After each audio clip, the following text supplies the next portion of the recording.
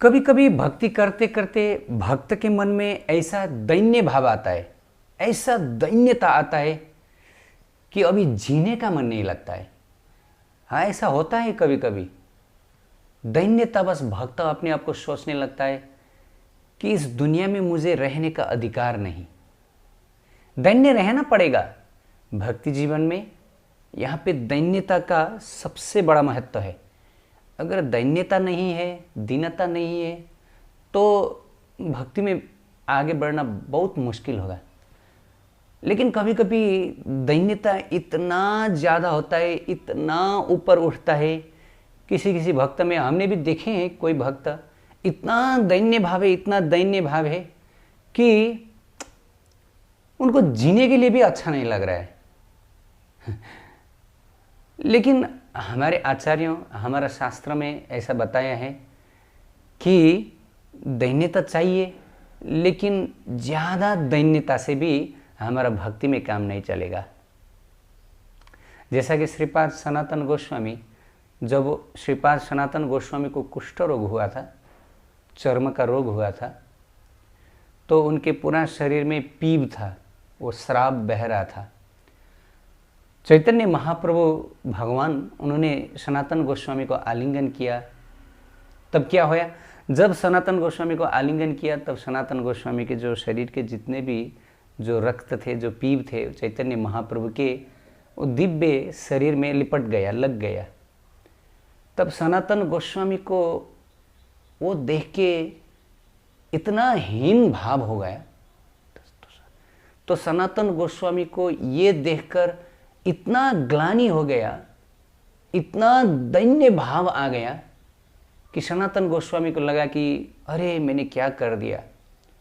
मैंने मेरे प्रभु को अपने इस पापमय शरीर में, हालांकि सनातन गोस्वामी पापमय नहीं है, वो तो आचार्य हैं, वो तो लोक शिक्षा के लिए कर रहे हैं, बोल रहे हैं, लेकिन फिर भी ऐसा धन्यता कि प्रभु ने मेरे ये पापमय शरीर, एक रोगग्रस्त शरीर, इतने घृणित शरीर को आलिंगन कर दिया और ये शरीर के जितने भी जो दुर्गंध है इसको लपेट लिया। तो मैंने इतना बड़ा पाप कर रहा, मैंने भगवान को इतना दूषित कर दिया, तो मुझे जीने का अधिकार नहीं है। ये मेरे से बहुत बड़ा अपराध हुआ, बहुत बड़ा अपराध हुआ। मैंने प्रभु को दूषित कर दिया, दूषित कर दिया। तो ये सोच के सनातन गोस्वामी ने निर्णय कर लिया कि मैं अपने इस जीवन को अब धारण नहीं करूँगा। मैं जगन्नाथ जी के जो रथ के जो चक्का है उसके नीचे जाके अपना प्राण त्याग कर दूंगा। तो सनातन गोस्वामी ने ऐसा प्राण त्याग करने का निश्चय किया। तो अंतर्यामी, सर्व अंतर्यामी चैतन्य महाप्रभु भगवान, उनको ये मालूम हो गया, क्योंकि वो तो अंतर्यामी है ना। तो सनातन गोस्वामी को भगवान ने समझाया, देखो ये शरीर किसका है। तो सनातन गोस्वामी ने बताया, ये शरीर तो आपका है, और अगर ये शरीर मेरा है तो मेरे हाथ में दो। क्यों तुम ये शरीर अपने भाव से चलाना चाहते हो, अपने हिसाब से चलाना चाहते हो? ऐसा कभी मत करना। तुमने ये शरीर मुझे अर्पण किया है, तो इसलिए इसमें पूरा मेरा अधिकार है, आपका अधिकार इसमें नहीं है। तो बाद में सनातन गोस्वामी ने जो अपने प्राण त्याग करने का जो निश्चय है उसको बदल दिया। तो इतने बड़े भक्त में भी कभी कभी ऐसा दीनता भाव आता है कि वो जीने का मन ही नहीं लगता। मेरे से ये हो गया, मेरे से ये हो गया, इतना बड़ा भूल हो गया, इतना बड़ा अपराध हो गया, इतना बड़ा पाप हो गया, मैं पतित हूँ, मुझसे अधम इस दुनिया में कोई नहीं है, मैं ऐसा, मैं ऐसा। वास्तव में ये अच्छा है। देखो, ये प्रेम भक्ति का मार्ग ऐसा है, ये है ही ऐसा। इसमें भक्त लोग अपने आप को बड़े महान नहीं मानता है, अपने आप को महान भक्त, मैं ये हूँ, ये वो हूँ, ऐसा नहीं मानता है। ये मार्ग ही ऐसा है। इसमें भक्त लोग अपने आप को बड़ा दीनहीन मानते हैं, बड़ा दीनहीन। छोटा सा भी भक्त से कुछ गलती हो गया, कुछ त्रुटि हो गया, तो भक्त इतना पश्चाताप करता है कि मानो पूरा ऐसा अपराध हो गया कि इस दुनिया में ऐसा अपराध किसी ने नहीं किया। छोटा अपराध को भी वो बड़ा देखता है, लेकिन अपने किया वो अपराध कुछ पाप हो गया, कुछ छोटा सा गलती हो गया, कुछ त्रुटि हो गया, अरे शरीर तो है, शरीर से ना जाने क्या क्या गलती होता है, ये तो पूरा दोष का घर है ना, कभी क्या दोष, शरीर में तो खाली दोष है। तो भक्त ये दोष देखता है, अपने आप को दोष का जब अनुसंधान करेगा तो वो देखेगा कि अरे मेरे में इतना दोष है, इतना दोष है, मैं मुंह दिखाने के लिए लायक नहीं हूँ, मुझसे पतित और मुझसे पापी इस दुनिया में कोई है ही नहीं। वो मानता है, ऐसा मानता है, केवल मानने का बात, वो मन से ही उसको स्वीकार करता है। ऐसा नहीं कि केवल मुंह से वो बोल रहा है कि मेरे में दोष है, मेरे में इतने अवगुण है, ऐसा नहीं। वो भक्त ऐसा, उसको मन से ही ऐसा लगता है कि नहीं नहीं नहीं नहीं, मैं इस दुनिया में मुंह दिखाने के लिए लायक नहीं हूँ, सब लोग मेरे से आगे है, वो मेरे से बहुत ऊपर है, मैं सबसे नीचा हूँ। ये भक्त का भाव है। इसको दैन्यता बोलता है। ये दैन्य भाव भक्ति जीवन में सबसे महत्वपूर्ण होता है। तो भक्त क्या होता है कि सनातन गोस्वामी को बाद में भगवान ने बताया कि देखो, तुम्हारे ये देह से मैं इस दुनिया में बहुत कुछ करना चाहता हूँ, ये प्रेम भक्ति का प्रचार करना चाहता हूँ, ग्रंथ लिखवाना चाहता हूँ, जाओ वृंदावन में जाके वृंदावन में भजन करो, शास्त्र लिखो। तो सनातन गोस्वामी को इस प्रकार शिक्षा दे दिया। तो दीनता ये तो भक्ति का एक आभूषण है, लेकिन कभी कभी दीनता इतना ऊपर हो जाता है कि भक्त अपने आप को इतना ग्लानि महसूस करता है, इतना ऐसा हीन मानता है कि अरे चलो इस प्राण, इस देह को त्याग दें, मेरे से ऐसा अपराध हो गया। हाँ, तो ऐसा नहीं करना चाहिए, क्योंकि ये देह तो गुरुदेव का है, ये देह तो राधा रानी का है, इसमें हमारा तो अधिकार नहीं है। अगर हमारा अधिकार है तो हम अपने मन मर्जी कर सकते हैं, इस देह को जो भी कर सकते हैं, लेकिन हमने जब दीक्षा ले लिया गुरुजी से, तो गुरुजी हमको दीक्षा दे कि ये शरीर तुम्हारा तन मन धन जन जो किछु मोर, मानस देह गेह जो किछु मोर, अर्पिल तुआ पदे नंद किशोर। हमने अपने समस्त तन मन धन, अपने परिवारजन, अपने देह, अपने सब कुछ जितने भी है सब कुछ गुरुदेव के चरण में, राधा रानी के चरण में हमने निवेदित कर दिया, हमने दे दिया है। तो इसलिए इसमें हमारा कोई अधिकार है ही नहीं। हम जो खाते हैं ये भी गुरुदेव का अधिकार है, ये भी करुणामयी का अधिकार है, हमारा कुछ नहीं। तो रूप गोस्वामी पाद ने हमको बहुत बड़ा प्रेम से समझाए हैं, हमारा आचार्य है, उन्होंने हमको इतना प्रेम से हमको एक श्लोक में समझाए हैं। शांतिरव्यर्थ कालोत्तम विरक्तिर्मान शून्यता, आशाबंधः समुत्कंठा नाम गाने सदा रुचि, आसक्तिस्तद्गुण ख्याने प्रीतिस्तद्वो वसस्थिले, इत्यादनुभावस्यार्जुता भावंकुरे जने। तो रूप गोस्वामी प्रभुपाद बड़ा सुंदर उपदेश देते हैं कि भक्त लोग, आप लोग हतोत्साहित मत होना, ऐसा निराश मत होना। देखो ये भक्ति का मार्ग है, ये निराश होने का मार्ग नहीं। इसमें तो आशाबंध समुत्कंठा, हमको इतना आशा लेके आगे बढ़ना है, इतना आशा लेके आगे बढ़ना है। जैसा कि रूप गोस्वामी प्रभुपाद बताते हैं, भक्त के चित्त में तब भाव का अंकुरित होता है जब पहले शांति, उसमें शांति का गुण आता है। शांति क्या? क्षोभ शून्यता, सहनशीलता, सहन करने का शक्ति, इसको शांति बोलता है। उदाहरण परीक्षित, उदाहरण भी दे दिए आचार्य।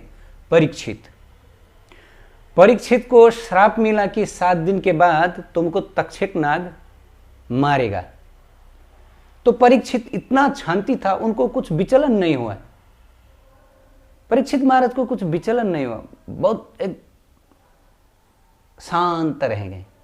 शांति का मतलब क्या है? जब कुछ विक्षोभ का समय आ गया, ऐसा विचलित करने का माहौल आ गया, ऐसा कुछ बात आ गया, फिर भी शांत रहना। हाँ, कोई कुछ बोल दिया बुरा शब्द तो भी शांत रहना, कोई कुछ नुकसान कर दिया फिर भी शांत रहना, थोड़ा भी विचलित मत होना। और इसको बोलता है शांति। कोई ऐसा डांटा, ऐसा डांटा, ऐसा फांट कर दिया कि चलो अभी इसको एक दे दूं, ऐसा कभी कभी होता है। तो फिर भी शांत रहना, बस शांत, इसको बोलता है शांति। ये पहला गुण है। सभी भक्तों को शांतिपूर्ण रहना है, चाहे जितना भी आदि व्याधि उपाधि क्यों ना आए, शांत रहना है, सहनशील रहना है, धीर रहना है। और उसके बाद अव्यर्थ कालत्वम। अव्यर्थ कालत्वम का मतलब क्या है कि भक्त को कभी भी अपने अमूल्य समय का नाश नहीं करना चाहिए संसारी बातें करके। ठीक है, हम संसार में आए हैं तो सांसारिक कुछ मामला को सुनना पड़ेगा, सुनाना पड़ेगा। संसार में आए, दूसरा के जगह में आए हैं, तो दूसरा के जगह में आने से दूसरा का बात भी तो सुनना पड़ेगा। लेकिन आचार्य हमको उपदेश देते हैं बस उतना सुनो जितना संसार चलते हैं, जिससे संसार चलेगा, बस उससे ज़्यादा नहीं। आजकल लोग 24 घंटा में 24 घंटा संसार के बात करते हैं। आहार निंद्रा भय मैथुन के बाद से कुछ मिलने वाला नहीं है, ये तो संसार में नष्ट हो जाएगा।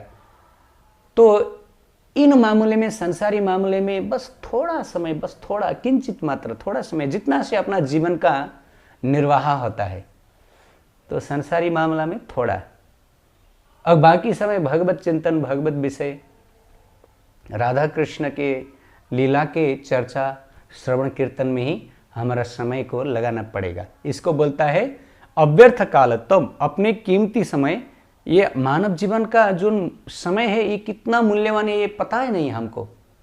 आयुष क्षीणो एकोपि न लभ्य स्वर्ण कोटि भी। ये मानव जीवन का एक निमेष का जो मूल्य है, एक निमेष जो आयु, इसका मूल्य करोड़ करोड़ करोड़ सोने के जो मुद्राएं होते हैं, सोने का जो कॉइन, गोल्ड कॉइन से भी खरीद कर नहीं सकते, इतना मूल्यवान है। इसलिए ऐसा मूल्यवान जीवन हमको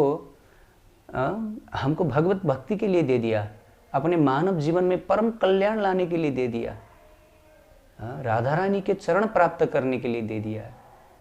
ऐसा फोकट में नहीं दिया। देखो ये, इसलिए आचार्य लोग कहते हैं कि अव्यर्थ कालत्व, ये जो अपना अमूल्य समय, इसको अव्यर्थ संसारी विषयों में इसको वेस्ट मत करो। तो फिर उसके बाद कहते हैं कि जैसा उदाहरण दे दिया अव्यर्थ काल, तो अम्बरीश महाराज कैसा थे? वो अहरनिश 24 घंटा ठाकुर सेवा में लगते थे। कैसा लगते थे? सबे मन कृष्ण पदार बिंदय वाचांसी वैकुंठे गुणानुवर्णने करो हरेर मंदिर मार्जनादिषु श्रुतिम चकार सत अच्युत कथोदया। अपने सभी इंद्रियों के द्वारा भगवान की सेवा करते थे। अपने आँख से विग्रह के दर्शन करते थे, अपने पैर भगवान के मंदिर में जाने और उनके दर्शन करने के लिए लगाते थे, अपने जो नासिका से भगवान को अर्पित किया वो तुलसी दल का सुगंध लेने के लिए लगाते थे, अपने कान भगवान के गुणानुवाद भगवत कथा सुनने में लगाते थे, अपने हाथ मंदिर सफाई करने, मंदिर मार्जन में। देखो ये इंद्रिय हमको क्यों दे दिया भगवान ने? एक इंद्रिय से तो काम चल सकता था, भगवान जो भी कर सकते थे। एक इंद्रिय दिया होता था तो होता था, लेकिन हमको बहुत इंद्रिय दे दिया क्योंकि हम इन सभी इंद्रियों से भगवान का सेवा कर सकें। अपने जितने भी इंद्रिय हैं, इन सब इंद्रिय से हम उनका ज़्यादा से ज़्यादा सेवा कर सकें। इसलिए अपने जो इंद्रिय हैं, ये इंद्रिय को वृथा मत रहने देना। इस इंद्रियों को दुष्कर्म में हमको लगाना नहीं चाहिए। अगर भगवान की भक्ति नहीं करेंगे तो ये इंद्रियां पाप कर्म में प्रवृत्त होंगे, तो उससे तो नुकसान होगा, आत्मा का हानि होगा। तो उसके बाद फिर बताते हैं वैराग्य। वैराग्य, भक्त को विरक्त होना चाहिए, मान रहित। वैराग्य का मतलब कुछ मान का अपेक्षा नहीं करना चाहिए। किसी ने कुछ बोल दिया, बुरा बोल दिया, छोड़ दो, अभी क्या, मैं उसी के लिए लायक हूँ, मैं लायक उसी के लिए। उसने क्या किया? उसने तो अपना धर्म किया। जो मैं लायक हूँ वो मुझे दे दिया, उसको तो मुझे पुरस्कार देना चाहिए, उसको तो मुझे धन्यवाद देना चाहिए। तो ऐसा भाव होना पड़ेगा भक्त का। इसको बोलता है वैराग्य। जड़ भरत का उदाहरण देते। जड़ भरत वो इतने बड़े भक्त थे, इतने महान भक्त थे, जब कोई गुंडे लोग आके उनको पकड़ के जब भद्रकाली के मंदिर में लेके गए और उनको बलि चढ़ाने के लिए उन्होंने तलवार उठाया, तो फिर भी जड़ भरत शांत थे। उन्होंने, उसके मन में ऐसा नहीं लगा। वो बोल सकते थे कि देखो मैं इतने बड़े भक्त हूँ, हाँ मैं इतने बड़े आदमी हूँ, मैं इतने बड़े वेद शास्त्र जानता हूँ, तुम मुझे क्यों ऐसा कर रहे हो।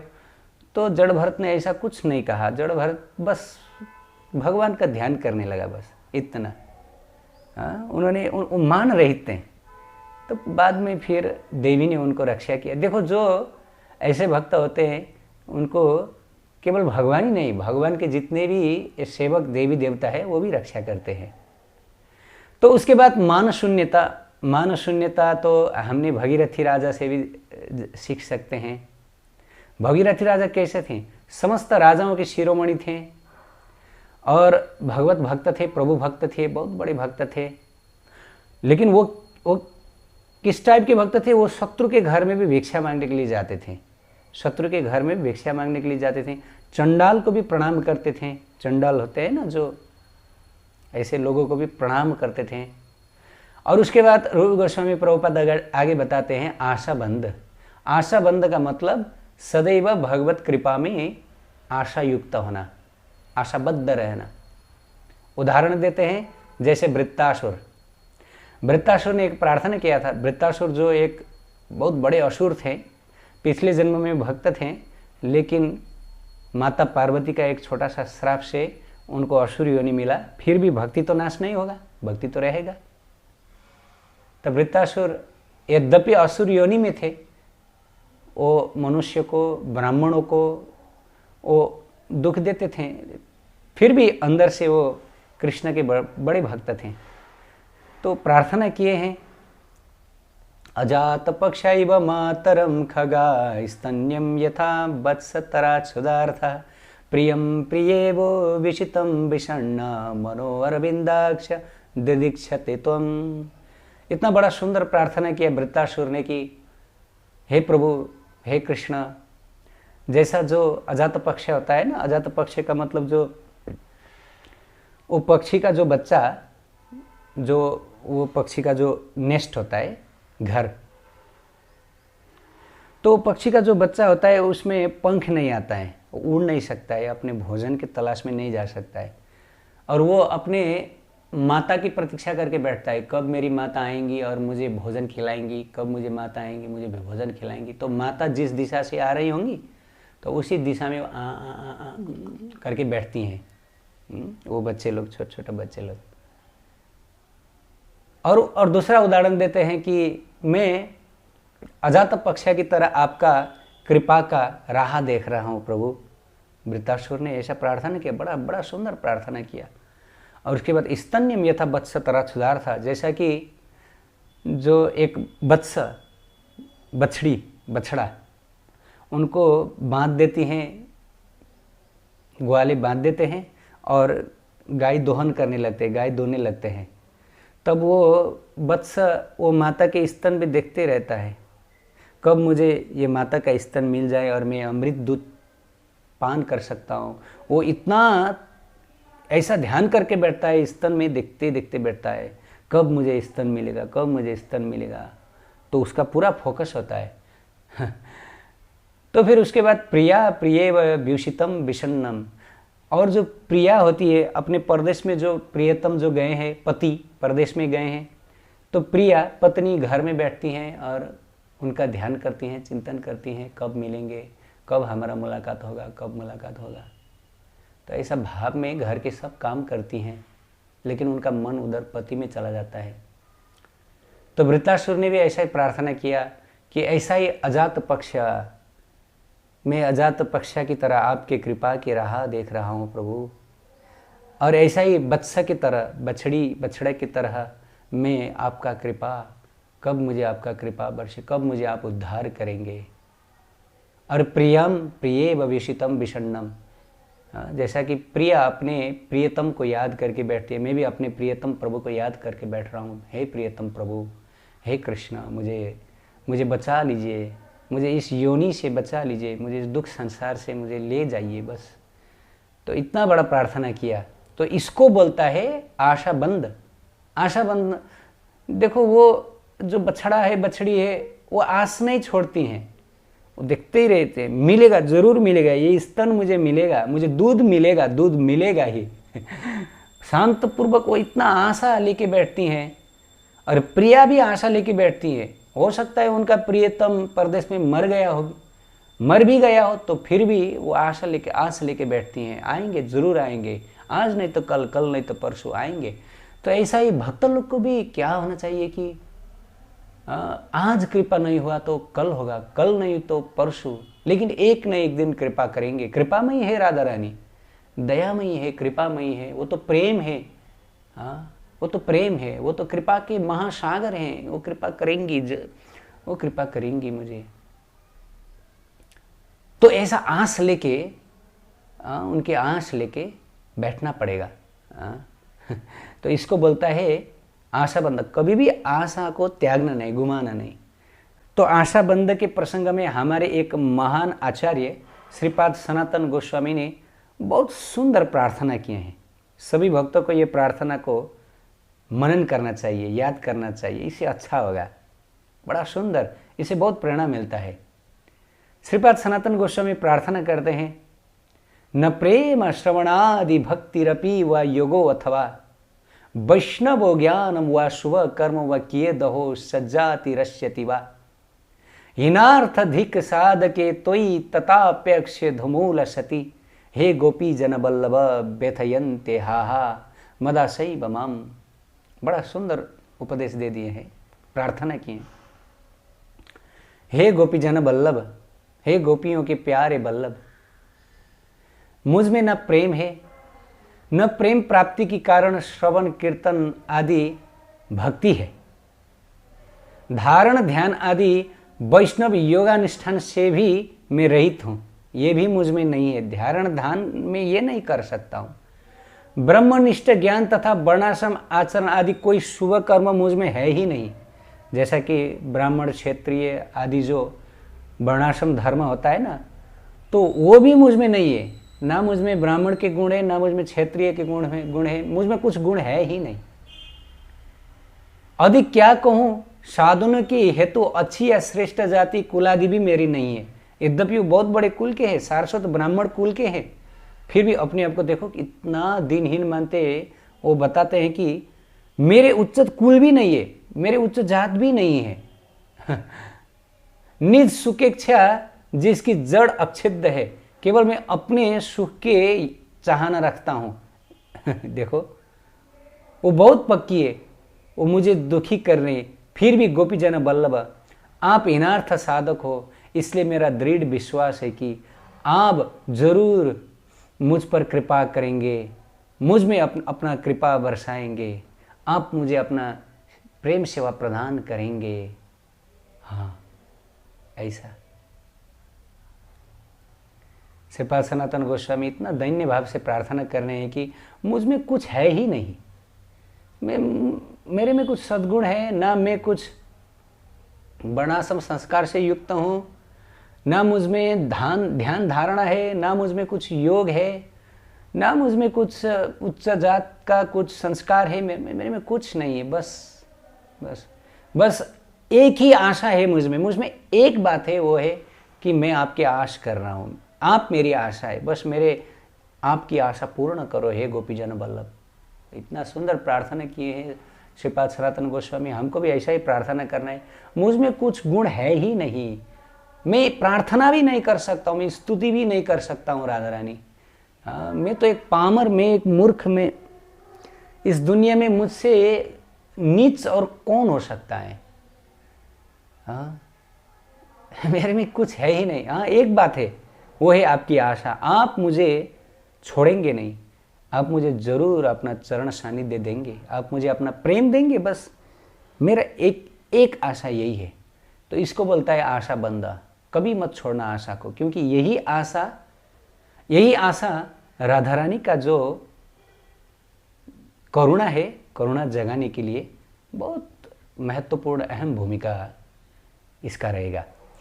तो 6 नंबर में समुत्कंठा, भगवत सेवा में तीव्र उत्कंठित होना। साधु संतों का सेवा, वैष्णव सेवा, भगवान की सेवा में उत्कंठित होना, उत्कंठा को कभी मत छोड़ना। संसार में कभी उत्कंठित होते हैं, कभी निरुत्साहित होते हैं, कभी उत्साहित होते हैं, ये तो संसार का दोष है। फिर भी हरदम उत्साहित रहना, उसके लिए हमको उत्कंठित भक्तों के संग में रहना है। श्रीपाद रघुनाथ दास गोस्वामी ने क्या कहा, क्या प्रार्थना किया? तबेवास्मि न जीवामि त्वं बिना इति विज्ञाय राधे त्वं नये मां चरणन्तिकम्। हे राधा रानी, मैं केवल आपके शरण में हूँ, आपके शरण में हूँ। आपसे अलावा मेरा कुछ है ही नहीं, कोई है ही नहीं। मैं आपसे बिना जी नहीं सकता हूँ। हाँ, इसको बोलता है समुत्कंठा। भगवत सेवा के बिना वो जीने का कुछ मार्ग ही नहीं देखना। संसार में मुझे राधा रानी से और कुछ ऐसा है तो ऐसा नहीं लगना कि संसार में कुछ है राधा रानी से और। हाँ, सब कुछ मेरे राधा रानी है बस। इस भाव को बोलता है समुत्कंठा। रघुनाथ दास गोस्वामी ने हमको सिखा दिया। भगवान नाम गाने सदा रुचि, कीर्तन में नाम जपने, अधिक से अधिक नाम जपने में सदा हमको उसमें रुचि, अपने आप को रुचि बढ़ाना है। ज़्यादा मैं भगवत कीर्तन करूं, भजन करूं। तो 8 नंबर में है भगवत गुण। भगवत गुण आख्याने, भगवान की कथा, भागवत कथा, उनके लीला का श्रवण करने के लिए उत्कंठित होना। 9 नंबर में भगवत लीला स्थल, जैसा कि वृंदावन, मायापुर, नवद्वीप में वास करना। अगर अपने शरीर से वृंदावन में वास नहीं कर सकते हैं तो भी अपने मन से वृंदावन में वास करना है। ये हमारा आचार्यों ने उपदेश दे दिया। तो हमको दीनता तो चाहिए। बिना दीनता भक्ति मार्ग में आगे बढ़ नहीं सकते। रुकावट आ जाएगा, अपराध हो जाएगा। और ज़्यादा दीनता आने से भी हम निराश हो सकते हैं। निराश के समय निराशता से तो भक्ति नहीं होगा। तो आचार्य ने हमको उपदेश दे दिया कि निराश होने का भी कोई बात नहीं है। बस ये जो उपदेश है, ये उपदेश के आधार में भक्ति जीवन में आगे जाएंगे तो जरूर वो प्रेम सानिध्य मिलेगा भक्त को। आचार्यों ने बताया। बस इस आशा को मत तोड़ना, मत छोड़ना कि जरूर मुझे कृपा करेंगे। मैं अयोग्य हूँ फिर भी मुझे कृपा करेंगे। मुझे कृपा नहीं करके क्या करेंगे? जरूर करेंगे। अभी नहीं तो कल, कल नहीं तो परसों, एक न एक दिन तो कृपा करेंगे। इस भाव को जीवंत रखना है, निराश कभी नहीं होना है।